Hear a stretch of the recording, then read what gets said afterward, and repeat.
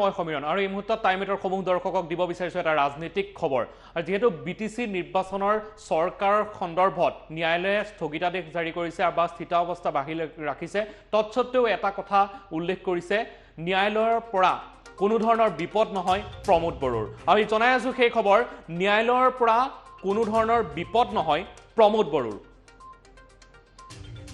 আৰু চৰকাৰ প্ৰমোদ বড়োৰে হ'ব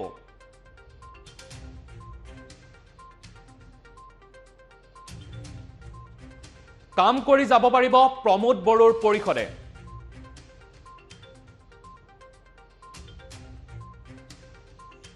ন্যায়ালয়ৰ শুনানিলৈ অপেক্ষা কৰিব নালাগে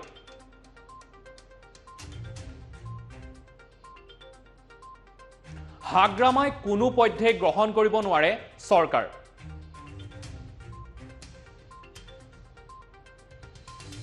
আৰু বিজেপিলৈ আহি আছে আৰু বিপিএফ নেতা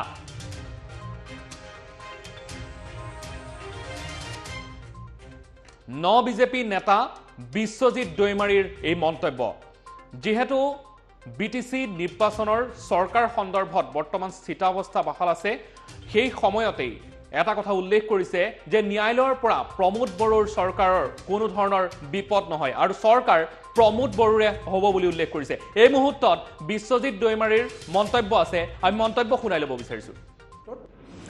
যেটো হাগ্ৰামা মহিলাই ডাঙৰীয়া অভিযোগ কৰি আছে যে সিঙ্গল মেজৰিটিৰ কাৰণে তেওঁকহে মাতিব লাগিছিল আসলতে হাগ্ৰামা মহিলাই ডাঙৰীয়া নিজে প্ৰথম গভৰ্ণৰক ক্লেম কৰি ফালে চিঠি লিখিছে আৰু সেই চিঠিত তেখেতে কৈছে এতিয়া মোৰ লগত 17 জন এমচিএলএ আছে মই চৰকাৰ কৰিব খুজো বাকি এমচিএলএ বিলাকক মেনেজ কৰিবৰ কাৰণে মোক এক সপ্তাহ সময় দিব লাগে কিন্তু তেওঁ নিজে তেওঁৰ লগত মেজৰিটি নাই এইটো তেওঁৰ চিঠিত তেওঁ নিজে উল্লেখ কৰি দিছিলে যে মোৰ লগত 40টাত 17টাহে আছে ইয়াৰ পিছতহে প্ৰমোদ বড়ো ডাঙৰীয়া সন্ধিয়া মানে গৈ ফালে মানে ৰাতি আৰু সন্ধিয়া মানে ৰাতি গৈ ফালে গভৰ্ণৰৰ তাত এপইণ্টমেণ্ট লৈ ফালে গৈছে আৰু গৈ ফালে 22 জন মানুহৰ লিষ্ট দি ফালে মোৰ লগত মেজৰিটি আছে মই চৰকাৰ কৰিব খোজো তাৰ পিছত কংগ্ৰেছ কি কয় কংগ্ৰেছ নহয় আপোনাৰ কংগ্ৰেছ নহয় জিএছপি আৰু আপোনাৰ বিজেপি আৰু ইউপিপিএল তিনিটা পাৰ্টিৰ সাপোৰ্টিং লেটাৰ গভৰ্ণৰ দি দিছে আৰু তাৰ কাৰণে গভৰ্ণৰ ডাঙৰীয়া দেখিলে যে হাগ্ৰামাৰ 17টা আছে আৰু তেওঁ এক সপ্তাহ বিচাৰিছে মেনেজ কৰিবলৈ কিন্তু অলৰেডি প্ৰমোদ বড়োই তাৰ পিছত গ'ল আৰু তেওঁৰ অলৰেডি 22 জন আছে গতিকে হেতুৰ কাৰণে গভৰ্ণৰ ডাঙৰীয়া প্ৰমোদ বড়ো ডাঙৰীয়াক মানে অনুমতি দিলে আৰু সেই হিচাপে আজি মানে অটেকিংটো হৈ গ'ল গতিকে হাগ্ৰামা ডাঙৰীয়া যেটো কথা কৈ আছে যে সিঙ্গল লাৰ্জেষ্ট পাৰ্টিক মাতিব লাগে মাতাৰ আগতে তেখেতে গৈ পাইছে নিজে আৰু নিজে 17 জনৰ তালিকা দিছে আৰু এক সপ্তাহ বেলেগক মেনেজ কৰিম বুলি কৈছে গতিকে বেলেগক তো মেনেজ কৰিব নোৱাৰে তেওঁ 17 লগত যদি একেলগে নিজে দি দিব পাৰিলে হয় তেওঁৰে চৰকাৰ হলে হয় গতিকে পিএল ডাকিল তেখেতৰ নাটক এইটো পিএল নহয় এইটো হল ৰিট পিটিশন নহয় মানুহ যেতিয়া এটা ডাঙৰ বেমাৰত পৰে এই বেমাৰত পৰিলে বহুতে বহুত ধৰণৰ উপদেশ দিয়ে কোনোবা কয় গাঁৱলীয়া ঔষধ খাবি কোনোবা আয়ুৰ্বেদিক খাবি কোনোবা কয় মানে হোমিওপেথিক খাবি কোনোবা এলোপেথিক বিভিন্ন ধৰণৰ পৰামৰ্শ দিয়া থাকে গতিকে হাগ্ৰামা মহিলাই ডাঙৰীয়া আজিৰ এই বিপদৰ সময়ত 100 জন মানুহে হয়তো কিবা নহয় কিবা এটা উপদেশ দি আছে গতিকে বেমাৰী যেনেকৈ ভাল হোৱাৰ কাৰণে সবটোকে কৰিব খোজে হাগ্ৰামা মহিলাই ডাঙৰীয়া এই বিপদৰ পৰা মানে মুক্ত হ'বৰ কাৰণে যাৰে তাৰে এডভাইস লয় যাহা তা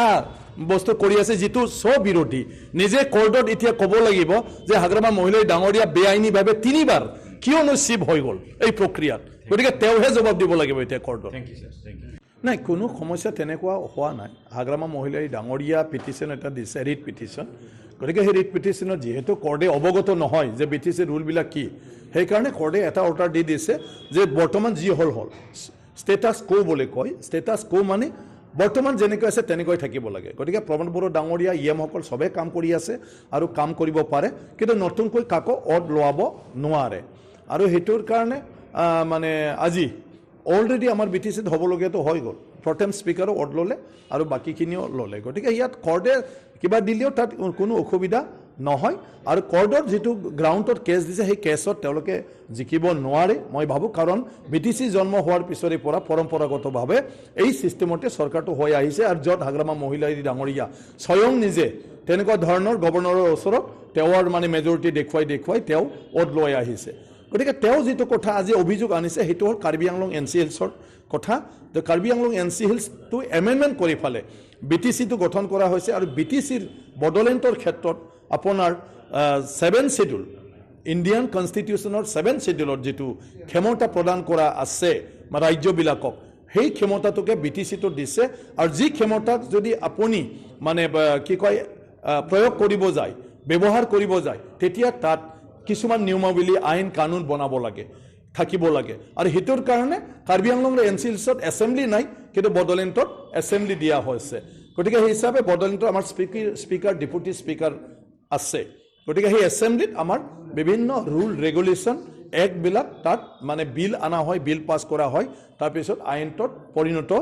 হয় গতিকে হেতুৰ কাৰণে বডোলেণ্ডৰ চৰকাৰ গঠন কৰাৰ প্ৰক্ৰিয়াটো ৰাজ্য চৰকাৰ আৰু কেন্দ্ৰীয় চৰকাৰৰ নিচিনা আৰু হেতুকে আমি 2005 চনত কথা পাতি পালে ফাইনেল কৰি লৈছিলে আৰু ইয়াৰ ৰুলটো বনাই ল'বৰ কাৰণে সেই সময়ত কোৱা হৈছিলে কিন্তু হাগ্ৰামা মহিলাই ডাঙৰীয়া যোৱা 15 বছৰ তেনেকুৱা ধৰণৰ আইন কানুনৰ কোনো কামেই নকৰিলে তেওঁ মানে এই ৰুলবিলাক তেওঁ কৰি নথলে আৰু আজি যেটো কৈছে হেতু কাৰ্বি আংলং আৰু এনচিএলছতহে আমাৰটো স্পিকাৰ ডেপুটি স্পিকাৰ তেওঁলোকৰ চেয়াৰমেন ভাইচ চেয়াৰমেন আমাৰটো এছেম্বলি বহে তেওঁলোকৰ জেনেৰেল কাউন্সিল বহে গতিকে কাৰ্বি আংলঙৰ কি হয় জেনেৰেলি চিফ যদি পাতিব লাগে তেতিয়া প্ৰথম চেয়াৰমেনক তেওঁলোকে আগতে পাতি ল'ব লাগে আৰু চেয়াৰমেনে জেনেৰেল কাউন্সিলৰ মিটিং মাতে আৰু জেনেৰেল কাউন্সিলত কোনে চিফ হ'ব মেজৰিটিৰ লগত কথা নাই হি নমিনেশ্যন দিয়ে আৰু তেতিয়া 2-3 জন যেতিয়া নমিনেশ্যন থাকে তেতিয়া তাত ভোটিং হয় আৰু এই ভোটিঙৰ দ্বাৰাহে তাত চিফটো সিলেকশ্যন হয় ইলেকশ্যনৰ দ্বাৰা গতিকে আমাৰ BTCটো সেইটো প্ৰক্ৰিয়া নাই আমাৰ হ'ল এছেম্বলি আৰু আমাৰ হ'ল স্পিকাৰ ডেপুটি স্পিকাৰ গতিকে আমাৰ ৰাজ্যৰ নিচিনা যিজনে প্ৰথম জিকিব তেওঁৱে মানে কি কয় যাৰ মেজৰিটি আছে তেওঁ ক্লেম কৰিব গতিকে হিচাপে সেইটো হৈ আহি আছে আপোনালোকে শুনানি একো শুনানি ৱেইট কৰিব নালাগে কাম চলি আছে আমাৰ প্ৰমোদ বড়ো ডাঙৰীয়া কাম কৰি আছে আপোনালোকে সোমবাৰত অফিচত যাওক সোমবাৰত নৰ্মেলি কাম চলিব চিফ আৰু EM সকলৰ মাত্ৰ কৰ্ডে কৈছে মানে নতুন আৰু একো কৰিব নালাগে মানে 22 তাৰিখলৈকে গতিকে এইটো কথা পাৰখেৰীয় যিকেইটা আপোনালোকৰ কলিগ আছিলে তেওঁলোকক গুৱাহাটীৰ পৰা শ্বিলঙলৈ পঠোৱা হ'ল কি কাৰণ হ'ব পাৰে না না সেইটো আমাৰ নিজৰ নিজৰ পাৰ্টিৰ কথা ইয়াতো একো কাম নাই নিজৰ কথা আমাৰ এতিয়া নৰে বাবা না অভিযোগটো তোমালোকে হাগ্ৰামাৰ শুনি আছে কেলে BPFৰ শুনি আছে কেলে হাগ্ৰামা BPF চৰকাৰে কৰিব নোৱাৰে একো কৰিব নোৱাৰে গোটেই এমচিলে তেওঁলোকে টপলা বান্ধি লৈ ফালে ইফালৰ পৰা ইফালে কিয় ঘূৰাই আছে আমিতো চৰকাৰ কৰিছো চৰকাৰ কৰোঁতে আমাৰ কিছু ঝামেলা আছে অফিচিয়েলি গতিকে এই অফিচিয়েলি ঝামেলাবিলাকক আমাৰ একেলগে কৰি যাই থাকিব লাগে এতিয়া আমাৰ 3টা পাৰ্টিৰ চৰকাৰ 3টা পাৰ্টি লগ হৈ থাকিব লাগে 3টা পাৰ্টিৰ এমচিএলএ লগ হৈ থাকিব লাগে হেতৰ কাৰণে কেইদিনমান একেলগে আমাৰ পাৰ্টিয়ে এটা ব্যৱস্থা কৰিছে তাতো কাকো হিংসা কৰিবলগীয়াটো একো নাই গতিকে আমি আমাৰ পাৰ্টিৰ মতে আমি তেওঁলোকক মানে এই প্ৰব্লেমবিলাক মানে যেতিয়াই গভৰ্ণৰ তাত যাব লাগে যেতিয়াই ক'বাত যাব লাগে যেতিয়াই অটেকিং কৰাৰ এটা ব্যৱস্থা কৰিব লাগে ঘৰে ঘৰে গ'লে খবৰ বাতৰি দিয়া আৰু একলগ হৈ থকা 3টা পাৰ্টি আমাৰ সদায় EM ডিপাৰ্টমেণ্ট কিবা কিবি ভাগ বিতৰণৰ আমাৰ কথা আছে গতিকে আমি 3টা পাৰ্টি আমাৰ সুবিধা মতে আমি কৰি আছো গতিকে ইয়াত একো তেনেকুৱা ধৰণৰ নাই সবে কৰিব পাৰে হেতু নিৰ্বাচনৰ পিছত BPFৰ ঘূৰ্ণি হোৱাৰ সম্ভাৱনা আছে নেকি কোনটো BPFৰ ফলাফল কিয় নিৰ্বাচনটো পিছত হৈয়ে থাকিল এতিয়া নিৰ্বাচন ৰিজাল্ট ফলাফল হোৱাৰ পিছত BPFৰ যিটো ইলেক্টেড মেম্বাৰ ঘূৰ্ণিয়া মানে অলৰেডি ৰেৱৰিৱা নাৰ্জাৰী ডাঙৰীয়া BPFত জইন কৰিছে সেইটো ডাঙৰ কহনীয়া আৰু এতিয়া 4-5টা মান আমাৰ লগত অলৰেডি যোগাযোগত আছে হা ৰেৱৰিৱা নাৰ্জাৰী সেইটো BPFৰ ৰেৱৰিৱা নাৰ্জাৰী বিজেপিত যোগদান কৰিলে ইয়াৰ পিছত আৰু 5টা মান আমাৰ লগত যোগাযোগ হৈ আছে গতিকে কহনীয়া ডেফিনেটলি হৈছে আৰু ডেফিনেটলি হ'ব কাৰণ সবেইতো কাম কৰিম বুলিহে পাৰ্টি কৰে গতিকে আজি যিটো পাৰ্টিয়ে চৰকাৰত নাহিল তাৰ ছাপৰ্টাৰ আহিব তাত কৰ্মী আহিব এমচিএলএ বিলাকো আহিব যদি ৰাইজক ডেভেলপমেণ্টৰ প্ৰতিশ্ৰুতি দি ফালে ভোট লৈছে ৰাইজৰ কাম কৰিব লাগিব তেতিয়াহ'লে তেওঁ চৰকাৰৰ লগত মিলি ফালে কাম কৰিব লাগিব পদমফুল এটাৰ পিছত কাউন্সিলতো সংখ্যা গৰিষ্ঠ লাভ কৰিলে নাই পদমফুল ফুলিবই কাৰণ কিয় আজি নৰেন্দ্ৰ মোদী ডাঙৰীয়াৰ নেতৃত্বত ভাৰতবৰ্ষৰ প্ৰত্যেকজন নাগৰিকৰ কাৰণে যি ধৰণৰ আঁচনিবিলাক লোৱা হৈছে যেটো অকল আন্তঃগাঁথনি নহয় ৰাস্তা পদূলি কিবা কিবি মাত্ৰ নহয় ব্যক্তিগত জীৱনলৈকে উপকাৰ হোৱা আপোনাৰ গেছ চিলিণ্ডাৰলৈকে পাইছে চাউল ফ্ৰী পাইছে আপোনাৰ BMI ঘৰ যাৰ ঘৰ নাই সি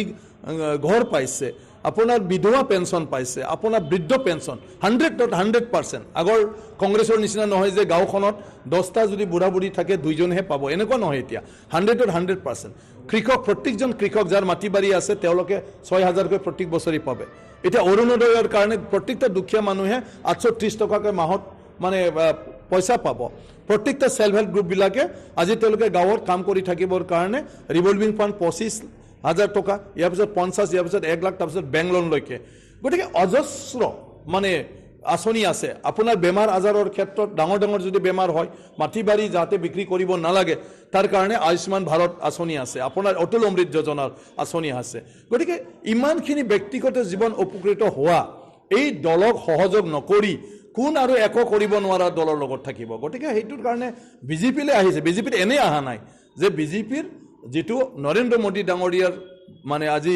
সেন্ট্ৰেল গভৰ্নমেন্টৰ যিখিনি পৰিকল্পনা আৰু সেই পৰিকল্পনাৰ যিবিলাক আঁচনি উপযুক্ত আঁচনি লৈছে প্ৰত্যেকজন মানুহে বেনিফিট হ'ব পৰাকৈ সেইটো কাৰণে সবে আকৃষ্ট হৈ পালে তাত জয়েন কৰিছে PTC অঞ্চলত এছেম্বলি ইলেকশ্যনৰ আগত আৰু বহু ৰঠি মৰঠি আহিব পাৰে নেকি বিপি ফালৰ পৰা আৰু ডেফিনেটলি আহিবও পাৰে বা নাহিবও পাৰে কিন্তু আমাৰ কথাটো হ'ল কি এছেম্বলি ইলেকশ্যনৰ ক্ষেত্ৰত আমি বিজেপি দলে এইবাৰো মানে ভাল ৰিজাল্ট কৰিব আৰু অসমত বিজেপিৰে চৰকাৰ হ'ব